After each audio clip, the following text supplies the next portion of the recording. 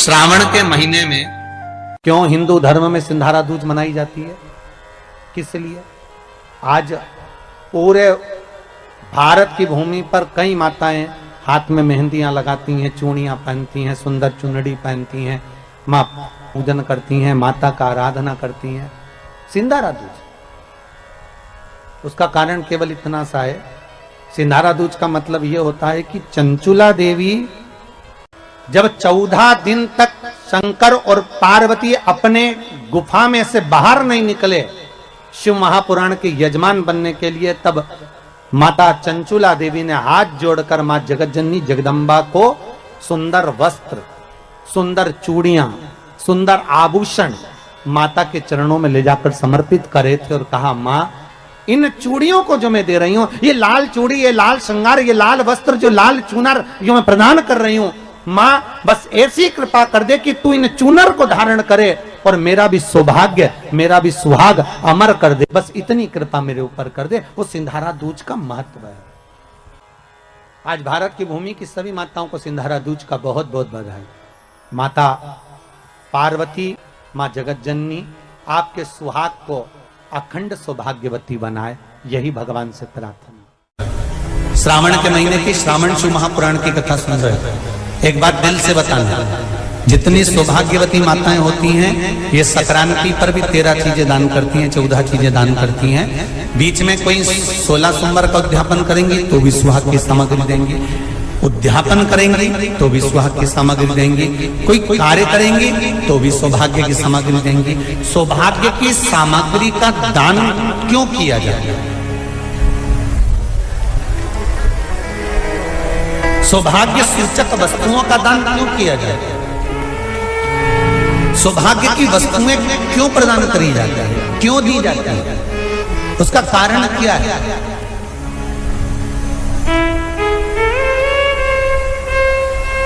क्यों देते हैं? महाराज,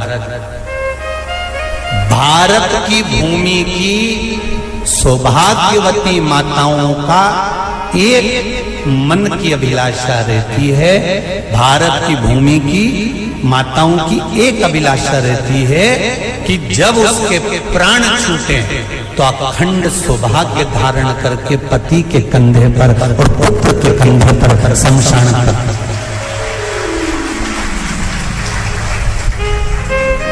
ये भारत की भूमि की माताओं की सोच है, उनके मन का संकल्प, उनके मन का भाव।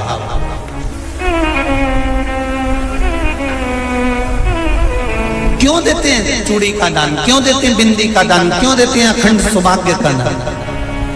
किस महाराज?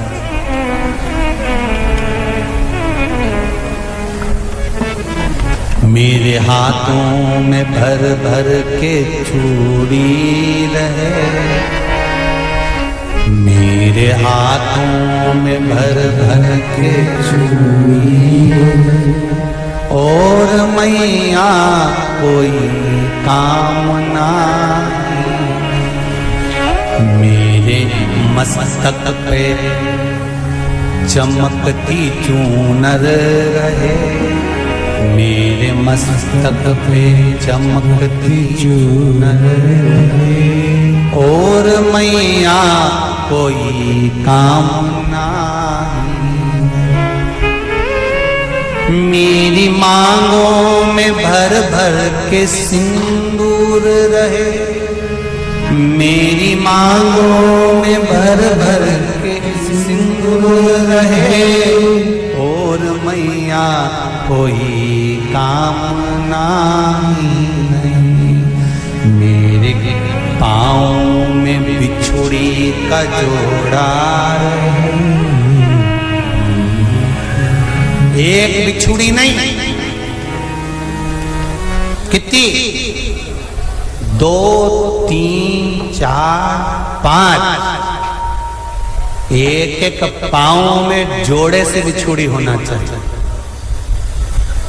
केवल एक नहीं, सिंगल नहीं। वो तो आजकल का फैशन हो गया महाराज, जो केवल एक बिछुड़ी धारण कर लो उसी में फैशन दिखे। श्रावण की शिव महापुराण की कथा कहती है जब बेटी को विदा करा जाता है और पहली बार बेटी के पांव में जब बिछुड़ी डाली जाती है तो वो बिछुड़ी भी अलग अलग नहीं होती, उस बिछुड़ी के जोड़ को चेन से एक दूसरे से बंधा हुआ होता। बोला सही है कि गलत है? जितने आस्था चैनल पर कथा सुन रहे हैं, जितने फेसबुक पर सुन रहे हैं, यूट्यूब पर सुन रहे हैं, सुन लेना कि मेरे भारत की माताओं का जब पाणी ग्रहण संस्कार किसी बेटी का होता है, उसके पांव में जब पहली बार बिछुड़ा पिनाया जाता है, बिछुड़ी पिनाई जाती है, तो वो बिछुड़ी भी एक दूसरे से बंधी हुई होती है, चेन से बंधी हुई होती है। उसको अलग अलग वाली बिछुड़ी शादी के मंडप में नहीं पिनाई जाती। क्यों? जैसे ये बिछुड़ी एक दूसरे से पांव में बंधी हुई है, तुम्हारी जिंदगी अंतिम श्वास तक ऐसी ही बंधी हुई है। यही बंधन है। वो तो अब माताओं ने थोड़ा सा फैशन चेंज कर दिया, अब पांव में ज्यादा बिछुड़ी नहीं पहनती, गड़ती है, चुभती है, एक बिछुड़ी धारण है। महाराज पर नहीं, बिछुड़ी भी दो हो, जोड़े से। हमारी माताएं, भारत की भूमि की जो माताएं हैं, ये चूड़ी भी हाथ में पहनती है तो जोड़े से पहनती है। बोलो जैसा सही है कि गलत है? एक अकेली चूड़ी माताएं हाथ में धारण नहीं करती हैं। अगर भारत की भूमि की संस्कारित माताएं हैं और भारत की भूमि की सभ्यता और संस्कृति को जानती है तो अकेली चूड़ी नहीं, जोड़े की चूड़ी पहनेगी, 2 चूड़ा डालेगी, 4 डालेगी, 12 डालेगी, पर सिंगल नहीं, अकेले। श्रावण के महीने की शिव महापुराण की कथा, जिसका नाम है श्रावण शिव महापुराण की कथा, ये कहती है कि पार्वती जी ने और गंगा जी ने ये चतुर्मास में जितना सौभाग्य का दान दिया है, उनके बराबर दुनिया का कोई व्यक्ति इतना सौभाग्य का दान नहीं दे सकता जो माता गंगा और पार्वती दोनों दान दे रहे।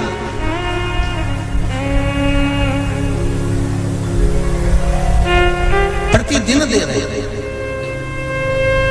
और अब तो फैशन आ गया, तुम लोगों जो सौभाग्य का दान देते हो प्लास्टिक की डलिया में देते हो, पर एक एक पुराण को उठा कर देख लेना, एक एक उद्यापन को उठा कर देख लेना।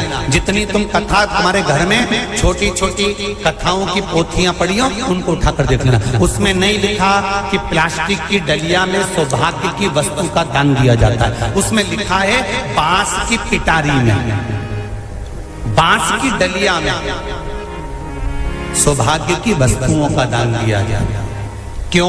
क्योंकि बांस वंश की वृद्धि करता है, बांस सौभाग्य की वृद्धि करता है, और बांस अखंड सौभाग्य। जैसे बांस का पौधा बढ़ते चले जाता है, बढ़ते चले जाता है, उसी तरह बांस की डलिया में जब दान दिया जाता है, बांस की टोकनी में जब दान दिया जाता है, तो ये भाव रखा जाता है कि तुम्हारा सौभाग्य ऐसे ही बढ़ता रहे। पर अब थोड़ा सा फैशन चेंज हो गया, तो प्लास्टिक की डलिया,